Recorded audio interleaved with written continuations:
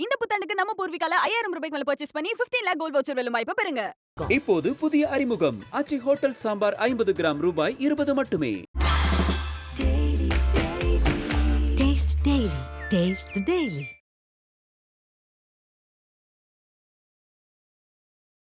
எதை எப்படி பாடணும்னு ஏதாவது சட்டம் போட்டுக்கிறீங்களா? எப்போ பாடணும் சட்டம் போட்டுக்கிறீங்களா? எப்படி தமிழ் தாய் வாழ்த்தை வந்து மாற்றி வச்சுட்டு இதுதான் தமிழ் தாய் வாழ்த்து அப்படின்னு சொல்லி நீண்ட காலமாக நம்ம பாடிட்டு இருக்கோம். அந்த மாதிரி யார் மாற்றி வச்சுது? இப்போ சீமான் அவர்கள் சொல்றாருல, இப்போ நேற்று நிகழ்வு கூட வந்து அவர் வேற ஒரு பாட்டை பாடி, பாரதிதாசன் ஒரு பாட்டை பாடி, அது தனி டிபேட்டு சங்கர். அது பேசினா பெரிய டிபேட்டாக போயிடும். அப்போ இவருக்கு எதுவும் உள்நோக்கம் இருக்கா? ஆர்எஸ்எஸ் அஜெண்டா, பாஜக அஜெண்டா. தமிழ்நாட்டுக்கு போய் தேசப்பற்று கத்துறதுக்கு வந்துக்கிறாரு. எங்கேருந்து புதுசாக வந்துக்கிறாரு? ஒரு மண்ணும் தெரில. போன வருஷம் தேசிய கீதத்தை இவர் அவமதிச்சார் அப்படின்னு சொல்லி திமுக ஒரு பழி போட்டது. பழிக்கு பழி தீர்த்துட்டார் போல இருக்கேன். திமுக அரசாங்கத்து மேலே உங்களுக்கு ஒரு இனம் புரியாத வெறுப்பு இருக்குது. என்னை நீங்கள் கூப்பிட்டு அவமானப்படுத்தாதீங்க. நான் சொல்கிறத கேட்குறது தான் வரேன், இல்லை வரமாட்டேன்னு சொல்லிக்கலாம்ல. எதுக்கு வந்துட்டு ஓடுறாரு? எதுக்கு இவ்வளோ வெட்டி செலவு? தேசிய கீதம் தானே பாடிட்டு போறல, என்ன பிரச்சனை? நான் என்ன கேட்குறேன், சரி தேசிய அப்போ உங்க நோக்கம் என்ன? அப்போ திமுகவுடைய நோக்கம் என்ன? அப்போ தனிநாடா இது? எது தனிநாடு? தமிழ்நாடு தனிநாடா? தனிநாடுன்னு என்னைக்காக கோஷம் போட்டுக்கிறாங்க திமுகவில்?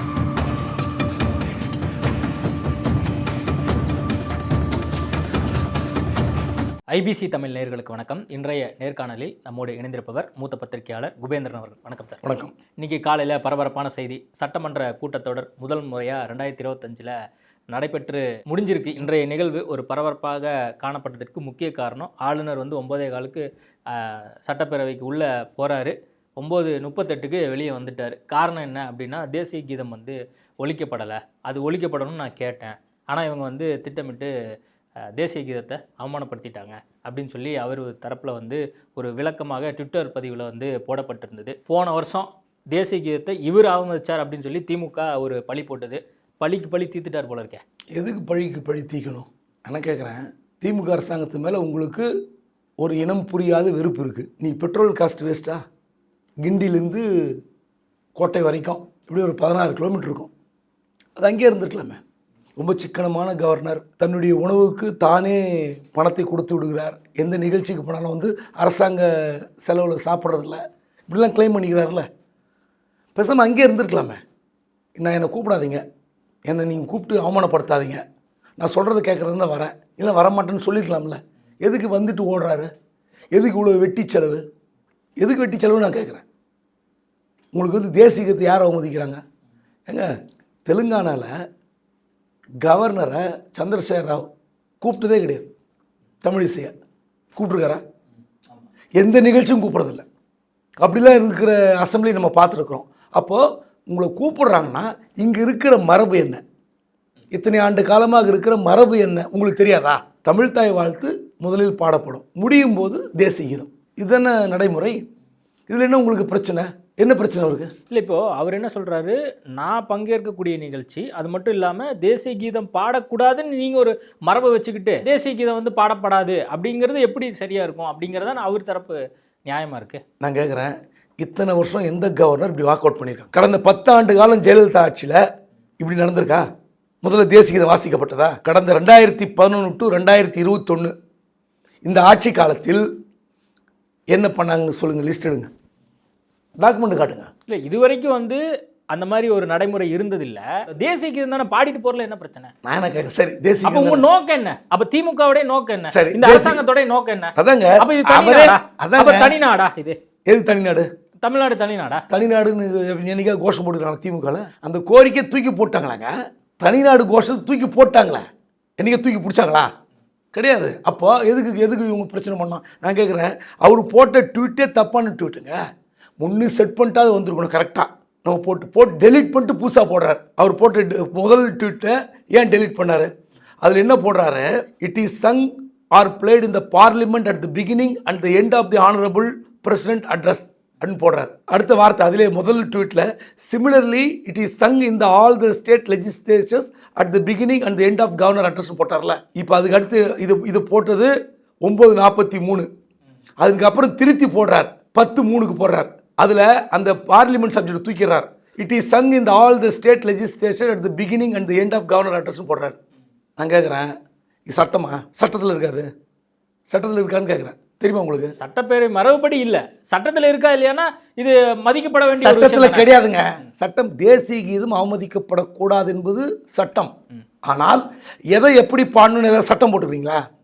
எப்போ பாடணும் சட்டம் போட்டுக்கிறீங்களா? எப்படி தமிழ் தாய் வாழ்த்தை வந்து மாத்தி வச்சுட்டு இதுதான் தமிழ் தாய் வாழ்த்து அப்படின்னு சொல்லி நீண்ட காலமா நம்ம பாடிட்டு இருக்கோமே அந்த மாதிரியா?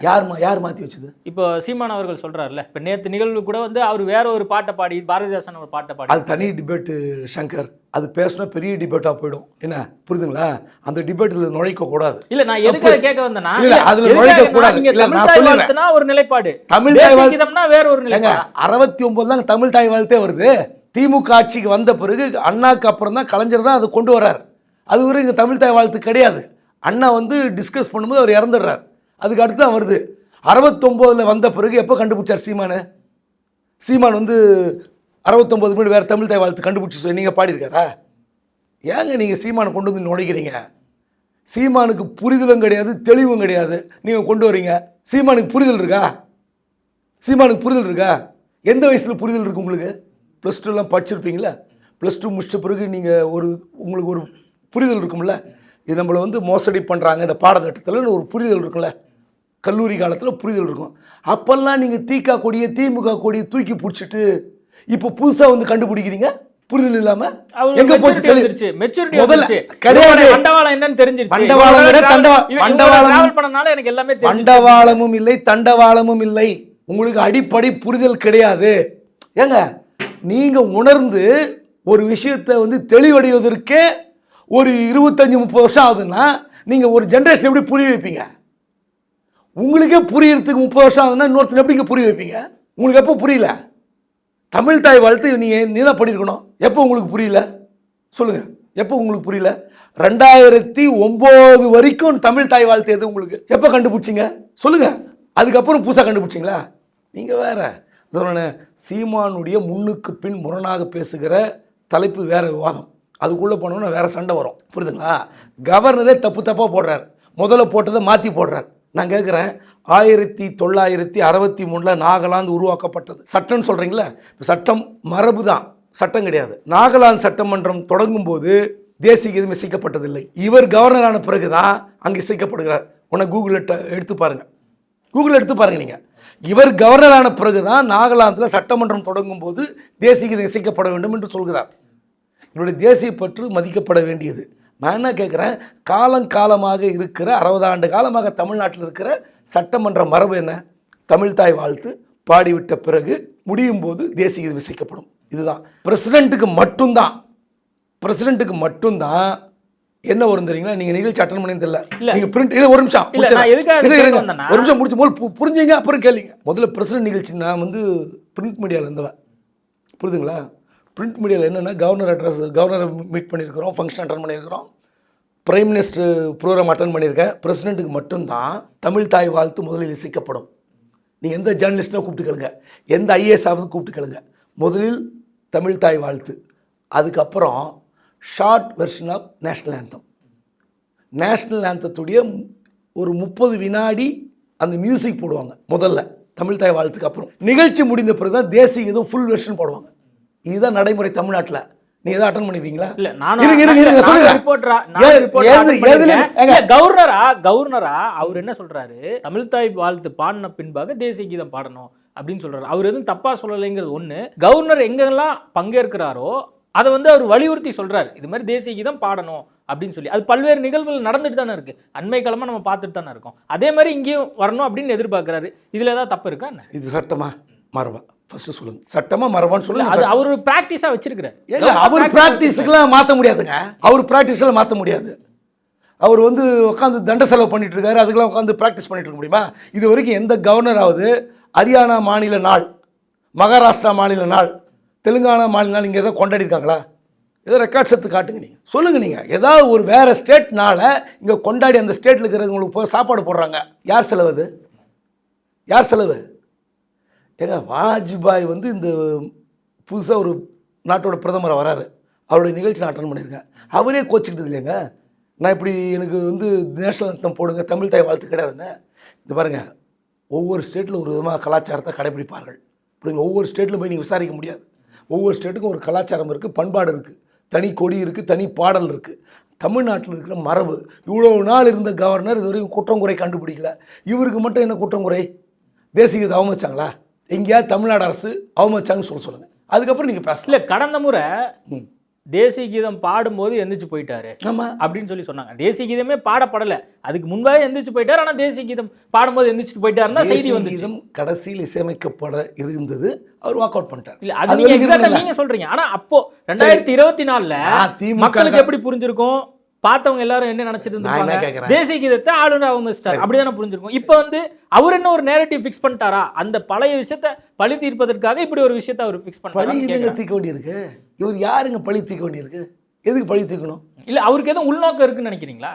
அவர் இந்த மாதிரி ஒரு செயல்பாடை தொடர்ந்து ரிப்பீட்டடா பண்றாருல. இப்ப 2023, 24, 25 3 வருஷமா அவர் வந்ததுக்கப்புறம் தொடர்ந்து இந்த அரசாங்கத்துக்கும் அவருக்கும் பிரச்சனை இருந்துட்டே இருக்கு. அது ஒண்ணு யூனிவர்சிட்டி விவகாரமாக இருக்கட்டும், அல்லது அந்த பில் பாஸ் பண்ணுறதா இருக்கட்டும், அல்லது சட்டப்பேரவை இந்த மாதிரி நிகழ்வு நடக்கும்போது அவர் பண்ணக்கூடிய விஷயங்கள் எல்லாமே வந்து அரசாங்கத்துக்கு ஒரு எதிரான நிலைப்பாடு இருக்கிற மாதிரியே இருக்குது. அப்போ இவருக்கு எதுவும் உள்நோக்கம் இருக்கா? இன்னும் வேறு என்ன உள்நோக்கத்தை என்ன இருக்குது? ஆர்எஸ்எஸ் அஜெண்டா, பாஜக அஜெண்டா? நான் கேட்குறேன், ஒன்று சட்டம்னா சட்டத்தைப்படி நீ நடக்கணும், மரபுனா மரபுப்படி நடக்கணும். ஒன்று தமிழ்நாடு அரசுக்கு, தமிழ்நாடு சட்டமன்றத்துக்கு ஒரு மரபு இருக்குது, அந்த மரபுப்படி நீங்கள் நடக்கணும். சட்டம்னா சரி, தமிழ்நாடு அரசாங்கம் இயற்றுகிற சட்டத்திற்கு ஒரு முறை அனுப்பினால் நீங்கள் திருப்பி அனுப்பலாம், இரண்டாவது முறை ஏற்றி அனுப்பினால் நீங்கள் வந்து கையெழுத்து போட்டாகணும். ஏன் நீங்கள் கையெழுத்து போட மாட்டீங்க? சட்டம்ல அது நீங்கள் மாற்றவே முடியாது. அப்போது யோசித்து பாருங்கள், நீங்கள் சட்டப்படி நடக்க மாட்டீங்க, உங்கள் இஷ்டப்படி நடப்பீங்க. சரி, பீகாரில் இல்லை குஜராத்தில் வேந்தர் யார்? பல்கலைக்கழக வேந்தர் யார்? எடுத்து கூகுளில் டைப் பண்ணி காட்டு, ஒத்துப்பாரா? அந்த சட்டம் பில் பாஸ் பண்ணி அனுப்புகிறாங்க, அதுக்கும் கையெழுத்து போட மாட்டார். அதாவது இங்கே பாருங்கள், இந்தியா முழுமைக்கும் பல கோளாறுகள் இருக்குது. குஜராத்தில் முதலமைச்சர் தான் பல்கலைக்கழக வேந்தர், பீகாரில் பல்கலைக்கழக வேந்தர் முதலமைச்சராக இருக்கார். அப்போ தமிழ்நாட்டில் அப்படி ஒரு சட்டம் போட்டாக்கா நீங்கள் கையெழுத்து போட மாட்டேங்கிறீங்க, தமிழ்நாட்டில் வேறு பில் பாஸ் பண்ணாலும் கையெழுத்து போட மாட்டேங்கிறீங்க. உங்களுக்கு நீங்கள் இஷ்டப்பட்டால் கையெழுத்து போடுறீங்க. சுப்ரீம் கோர்ட் பல முறை கூட்டி இருக்கிறது, இப்படிலாம் செய்யாதீங்கன்னு. நீங்கள் திருந்துற பாடில்ல. உங்களை வந்து திமுக அரசாங்கம் மதிக்கிறதா உங்களுக்கு பிரச்சனை, திமுக அரசு மதிக்காமல் கூட போயிடலாம். ஓகே, இது என்னங்கிறது மக்கள் பார்த்து புரிஞ்சுக்கிட்டோம். இன்றைய அந்த நிகழ்வின் போது அந்த ஜென்ரலாக வந்து அந்த விஷுவல்ஸ் கொடுப்பாங்க. அந்த விஷுவல்ஸ் வந்து பொதிகை டிவிலையும் வரல, மற்ற சேனல்லையுமே வரல. இது தொடர்பாக அப்பாவிட்ட வந்து கேட்குறாங்க. அவர் என்ன சொல்கிறாரு? அப்படியா, நான் வந்து நீங்களாம் போட்டிருப்பீங்கன்னு நினச்சேன், மேபி டெக்னிக்கல் பிரச்சனையாக இருக்கும் அப்படின்னு அவர் ஒரு பதில் கொடுக்குறாரு. டெக்னிக்கல் பிரச்சனையான்னு திரும்ப கேட்கும்போது அவர் என்ன சொல்கிறாரு? இல்லை, எனக்கு தெரில, நீங்கள் இப்போ எப்படி ஒளிபரப்பு பண்ணுறீங்களோ அது ஒளிபரப்பு பண்ணியிருப்பேன்னு நான் நினச்சேன் அப்படிங்கிறாரு. இல்லை, அப்பாவுக்கிட்ட நிருபர்கள் கேட்ட கேள்வியும் தெரியாது, பதிலும் எனக்கு தெரியாது, நான் பார்க்கல. ரெண்டாவது, அப்படி வந்து அரசாங்கம் வந்து கொடுக்க மறுக்குதுன்னா தவறு தான். இப்போ என்ன நடந்தது, அவர் என்ன சொன்னார்? நான் அரசாங்கத்துக்கிட்ட கோரிக்கை வைத்தேன் அப்படின்னு அந்த ட்விட்டை பார்த்தா தெரியுது. அந்த கோரிக்கை வைத்த காட்சி, இவங்க மறுத்தார்களா இந்த காட்சி, இதெல்லாம் வரணும்னா கண்டிப்பாக வெளியிடணும். அந்த வீடியோ பதிவு வெளியிட்டால்தான் உண்மை தெரியும். இல்லை, ஒருவேளை இந்த செய்தியாளர் அங்கே இருக்கக்கூடிய செக்ரட்டரியேட் ரிப்போர்ட்டர் என்ன சொல்கிறாங்கன்னா, ஆளுநர் உள்ளே வந்தோடனே வேல்முருகன் வந்து அந்த அண்ணா யூனிவர்சிட்டி விவகாரம் தொடர்பாக வந்து கோஷம் எழுப்புறாரு. அதுக்கப்புறம் காங்கிரஸ் கட்சியை சேர்ந்தவங்க வந்து ஆளுநருக்கு எதிராக கோஷம் எழுப்புறாங்க. அதேமாதிரி அதிமுகவினர் வந்து திமுகவுக்கு எதிராக இந்த அண்ணா யூனிவர்சிட்டி விவகாரம் தொடர்பாக கோஷம் எழுப்புறாங்க. இந்த 3 விஷயம் நடக்குது. அதுக்கப்புறம் அவர் ரெக்வெஸ்ட் பண்ணுற இது மாதிரி வந்து தேசிய கீதம் பாடணும், அமைதியாக உட்காருங்க அப்படின்னு சொல்லும்போது தொடர்ந்து வந்து அவங்க கோஷம் போட்டே இருக்காங்க. அதுக்கப்புறம் கொஞ்சம் அமைதியாகுது. அப்புறம் தேசிய கீதம் பாடப்படலை, உடனே எந்திரிச்சு போயிட்டாரு. அவங்க பேசக்கூடிய ஒரு செய்தியாக இருக்குது. அப்போது இதெல்லாம் ஏன் வந்து விஷுவலாக காட்டுறதுக்கு என்ன உங்களுக்கு பிரச்சனையாக இருந்திருக்கும்? இந்த நடைமுறைக்கு வந்து பதில் சொல்ல வேண்டியது சபாநாயகர் அப்பாவு தான். நம்ம போய் இது என்ன பண்ண முடியும்? காட்டலன்ற குற்றம் குறை சொல்லலாம், தவறுன்னு சொல்லலாம். பட் இதுக்கு உள்நோக்கம் கற்பிச்சு நம்ம சிக்கல் வரும். உங்களுக்கும் சிக்கல் வரும், எனக்கும் சிக்கல் வரும். புரியுதுங்களா? காட்டவில்லை, அவ்வளோதான், அது தவறு. அதை தாண்டி பேசுறதுக்கு ஒன்று இல்லை. நம்ம ஏன் இதை கேட்க வேண்டியதாக இருக்குன்னா, இப்போ இவங்க தான் சொன்னாங்க இது மாதிரி நாங்கள் செக்ரட்டரியேட்டில் உள்ளே நடக்கிறது எல்லாமே நாங்கள் ஒளிபரப்பு பண்ண போகிறோம், வெளிப்படையாக டிரான்ஸ்பரண்ட்டாக இருக்க போகிறோம் அப்படின்னாங்க. இப்போ இந்த மாதிரி போக்குங்கிறது அப்போ என்ன மாதிரி ஒரு விஷன்லேருந்து இவங்க மாறி போகிறாங்க அப்படிங்கிற ஒரு பார்வையும் வருது. நீங்கள் சொல்லுங்கள். திமுகவுடைய தேர்தல் வாக்குறுதியில் ஆண்டொன்றுக்கு 100 நாள் சட்டமன்றம் நடக்கும் என்று அறிவித்தது திமுக. அப்படி நடக்கலையே. 2 நாள் போன குளிர்கால கூட்டத்தொடர் 2 நாள் முடிக்கிறாங்களே, அதுக்கு முன்னே 10 நாள் கேட்டால் தேர்தல். நான் என்ன சொல்கிறேன்னா, திமுக அறிவித்ததெல்லாம் செய்யாமல் இருக்கிறதுக்கு நான் சொல்ல முடியாது, நான் குறைதான் சொல்ல முடியும், தவறுன்னு சொல்ல முடியும், சுட்டி காட்டலாம் பத்திரிக்கையாளராக. ஆனால் செய்ய வேண்டியது யார்? திமுக. குறைந்தபட்சம் எதிர்க்கட்சிகள், அவருடைய கட்சி எம்எல்ஏக்கள் அவங்களுடைய குற்றம் குறைகளை சொல்வதற்கு ஒரு அரிய வாய்ப்பு சட்டமன்ற கூட்டத்தொடர். அந்த கூட்டத்தொடரை ஒரு பட்ஜெட் தொடர்னா ஒரு 40 நாள் நடத்தணும், 45 நாள் நடத்தணும். குளிர்கால கூட்டத்தில் ஒரு 10-15 நாள் நடத்தணும் குறைந்தபட்சம். இவங்க என்ன பண்ணாங்க, அது கூட விட்டுருங்க, 100 நாள் நடத்துவோம்னு சொன்னாங்க. கவர்னர் அட்ரஸ்ஸு, பட்ஜெட் கூட்டத்தொடர், குளிர்கால கூட்டத்தொடர், இது 3 சேர்த்து 100 நாள் நடத்துனாங்க, நடத்தவே இல்லையே. அப்போ திமுக அரசாங்கம் பின்னாடி எவ்வளோ சிக்கல் இருக்குது. இதெல்லாம் வந்து கேட்க வேண்டிய எதிர்க்கட்சி தலைவர்கள், கூட்டணி கட்சிகள், சொந்த கட்சி எம்எல்ஏகளோடு கேட்கணும். ஏன்னா எங்களுக்கு பேசுறதுக்கு வாய்ப்பே இல்லை. எங்களோட தொகுதி பிரச்சனைகளை எங்கள் சட்டமன்றத்தில் சொன்னால் தான் அங்கே வெளியே போய் தெரியும், மீடியாவில் போடுவாங்க. இது கூட வந்து கேட்கல, என்ன பண்ண முடியும்? ஓகே, இந்த விவகாரம், இந்த ஆளுநர் விவகாரம் தொடர்ந்து பேசு பொருளாக இருந்துகிட்டே இருக்குல்ல, இதனால காமன் மேனுக்கோ மக்களுக்கோ ஏதோ பிரயோஜனம் இருக்குன்னு நினைக்கிறீங்களா? நம்ம ஊடகங்களில் நம்ம பேசுகிறோம், ஒரு நைட்டு டிபேட் நடக்குது, இப்போ நானும் நீங்களும் பேசுகிறோம், இது வந்து அரசாங்கத்துக்கும் கவர்னருக்குமான ஒரு பிரச்சனையாக இருக்குது. இது காமன் மேன் மத்தியில் ஏதாவது ஒரு இம்பேக்ட் அல்லது ஆளுநர் இப்படி செஞ்சுட்டார் அப்படிங்கிறதுக்காக வேறு ஏதாவது ஒரு விஷயம் கிரியேட் ஆகும்னு நினைக்கிறீங்களா? கவர்னர் வந்துங்க ஒரு தேர்ந்தெடுக்கப்பட்ட அரசாங்கத்துடன் இணைந்து செயல்பட வேண்டும். அவருக்கு தனி அதிகாரம்லாம் கிடையாது. ஒரு இன்னும் சொல்ல போனால் பல முறை எல்லாரும் பேசின பேச்சு தான், கவர்னர் பதவியே தேவையில்லை என்பது தான் திராவிட கட்சியினுடைய கோரிக்கை, நிலைப்பாடு, குரல், கோட்பாடு. நேற்று தொடங்கின விஜய் கட்சி அதான் சொல்கிறாங்க, கவர்னர் தேவையில்லை. அப்போ யோசித்து பாருங்கள், இந்த நாட்டுக்கு கவர்னர் தேவையா இல்லையா? நீங்கள் உங்களுடைய சாதகமான கட்சி ஆண்டால் அல்லது உங்களுடைய கட்சியை ஆண்டால் கவர்னர் நிலைப்பாடு மாறுகிறது. உங்களுக்கு பிடிக்காத கட்சி அந்த மாநிலத்தை ஆண்டால் உங்களுக்கு பிடிக்காமல் போகுது, நீங்கள் தொட்டதுக்கெல்லாம் குறை காண்றீங்க. அப்போ யோசித்து பாருங்கள், பல்கலைக்கழகத்தில் 6 பல்கலைக்கழகத்துக்கு துணைவேந்தர் இல்லை. அப்போது ஒரு நீங்கள் யோசித்து பாருங்கள், இந்த ஸ்டேட் வந்து ஃபங்க்ஷன் நல்லா ரன் பண்ணணும், அப்படி ஒரு நெருக்கடியான சூழலில் நீங்கள் வந்து எப்படி வேலை பார்க்கணும்? இப்போது நம்ம 2 பேரும் சேர்ந்தால் தான் இந்த இன்ஸ்டியூஷன் நடக்கும்னா நம்ம 2 பேரும் இணைந்து தான் போனோம். நீங்கள் ஒரு பக்கம் மூஞ்சி திருப்பி நான் ஒரு பக்கம் போகிறது சரியாக இருக்காது. இப்போது முதலமைச்சர் வந்து 2-3 முறை இந்த டீ பார்ட்டிலாம் வந்து அவாய்ட் பண்ணாங்க. அதன் பிறகு போனாங்களா இல்லையா? இந்த ஆகஸ்ட் 15 போயிட்டு வந்தாங்களா இல்லையா? அப்போது நீங்கள் வந்து பேசி தீர்த்துக்கணும். உங்களுக்கு செக்ரட்டரி இருக்காங்க, அவங்க செக்ரட்டரி இருக்காங்க, கூப்பிட்டு வச்சு பேசி இந்த மாதிரி நான் பண்ண போகிறேன், நீங்கள் என்ன சொல்கிறீங்க, நீங்கள் உங்கள் கருத்து சொல்லுங்கள், பேசி தீர்த்துக்கணும். இதில் வந்து பிரசிடென்ட் எதுவும் தலையிட முடியாதா? இப்போ உச்சநீதிமன்றம் ஆல்ரெடி வந்து இன்ஸ்ட்ரக்ஷன் நிறைய கொடுத்துருக்கு. தொடர்ந்து இந்த மாதிரி போக்குகளோடு இருந்தால் அது ஆளுநருக்கும் தானே பிரச்சனையாக இருக்குது. இது ஏன் வந்து ஆளுநர் புரிந்து கொள்ளாமல் இருக்காரா? யார் திருந்தணும்? தேர்ந்தெடுக்கப்பட்ட அரசு இது, திமுக அரசாங்கம். ஆமாம். இப்போ யாரோ ஒன்று சுப்ரீம் கோர்ட்டுக்கு போட்டோம். அசெம்பிளி தொடங்கும் போது என்ன இசைக்க வேண்டும், முடியும் போது என்ன இசைக்க வேண்டும், அந்த மாநில தனிப்பாடலா அல்லது தேசிய கீதமா, இதுக்கு ஒரு தீர்ப்பு வரணும்ல. தீர்ப்புனா சுப்ரீம் கோர்ட் போயாகணும். சுப்ரீம் கோர்ட்டு போயிட்டு முடிவு வரட்டும். அது வரைக்கும் நம்ம பேசி பலன் கிடையாது. ஏன்னா இவர் இப்படி முரண்டு பிடிச்சிட்டு இருப்பார். இது வரைக்கும் எந்த கவர்னரும் இப்படி பண்ணது கிடையாதுங்க. இவருக்கு மட்டும் நாங்கள் தேசப்பற்று, தமிழ்நாட்டுக்கு தேசப்பற்று கிடையாதா? சொல்லுங்க, தமிழ்நாட்டுக்கு தேசப்பட்டிருக்கா இல்லையா? தமிழ்நாடை பற்றி வரலாறே தெரியாதுங்க இந்த கவர்னருக்கு. இவர் எப்படி யூபிஎஸ்சி பாஸ் பண்ணாருன்னு தெரில. இவரெல்லாம் வந்து உண்மையிலே சொல்லணும், unfit for the government post. என்ன கேட்டிங்கன்னா, இந்திய தேசிய காங்கிரஸுக்கு சுதந்திர போராட்டத்திற்கு முதலாக பிட் நோட்டீஸ் அச்சு கொடுத்த மாநிலம் தமிழ்நாடு. பாரதியார் பாட்டை நீங்கள் பார்த்துருப்பீங்க, கேட்டிருப்பீங்க, படிச்சிருப்பீங்களா? இது வரைக்கும் வட மாநிலத்தில் ஏதாவது ஒரு கவிஞன் தமிழ்நாடை பற்றி பாடியிருப்பானா, இல்லை தென்னகத்தை பற்றி பாடியிருப்பானா? ஆனால் தமிழ்நாட்டு கவிஞர்கள் எல்லோரும் தேசிய விடுதலைக்காக பாடியிருக்கார்கள். பாரதி மாதிரி இமயத்தை மற்ற மாநிலங்களை பாராட்டி பாடிய பாடல் போல ஒரு கவிஞர் பாட்டு காட்டுங்க. விவேகானந்தர் அமெரிக்கா போன சிகாகோக்கு உலக சமய சொற்பொழிவு மாநாடு யார் அமைச்சாங்க? வடநாட்டில் இருக்கிற ஏதோ ஒரு டாட்டாவோ பிர்லாவோ ஏதோ ஒரு பணக்கார அமைச்சானா? யார் அமைச்சது? ராமநாதபுரம் சேதுபதி பாஸ்கர் அமைச்சாருங்க, மன்னர்.